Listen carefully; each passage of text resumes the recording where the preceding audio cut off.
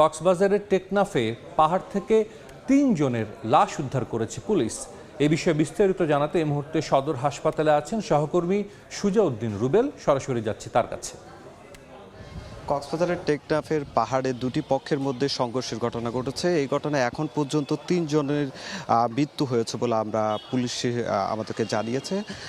তার মধ্যে একটি মরদেহ কক্সবাজার সদর হাসপাতালের মর্গে রাখা হয়েছে, আরেকটি মরদেহ পাহাড় থেকে উদ্ধার করেছে পুলিশ, এবং আরেকটি মরদেহ স্থানীয় একজনের বাসিন্দার ঘরে রয়েছে। তবে সেই মরদেহটিও পুলিশ উদ্ধার করেছে। আমরা এখন রয়েছি কক্সবাজার সদর হাসপাতালের মর্গে।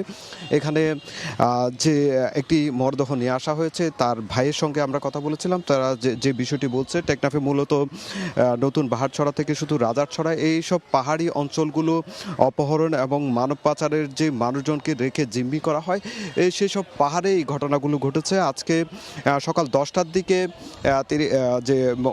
যে মারা গেছে তার ভাই যেটি জানিয়েছে, পাহাড়ের উপর চিৎকার চেঁচামেচি শোনার পর তারা পাহাড়ের উপরে যায় এবং পাহাড়ের উপর তিনজনের মধ্যে একজন মারা যায়।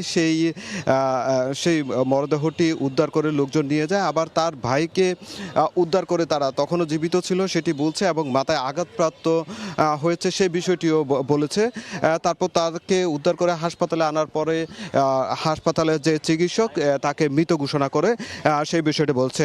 তবে কক্সবাজারের যে অতিরিক্ত পুলিশ সুপার মোহাম্মদ রকিবুল ইসলাম বলছে, তারা এই পর্যন্ত 3 জনের মরদেহ উদ্ধার করেছে, এবং স্থানীয় জনপ্রতিনিধিরা যেটা বলছে, এই ঘটনাটি মানব পাচার কিংবা মানুষজনকে অপহরণের ঘটনাকে কেন্দ্র করে এই 3 জনের মৃত্যু হতে পারে বলে তারা ধারণা করছেন। তো এই ছিল আমার কাছে সবশেষ। আমাদের সঙ্গে কক্সবাজার থেকে যুক্ত হয়েছিলেন সহকর্মী সুজাউদ্দিন রুবেল।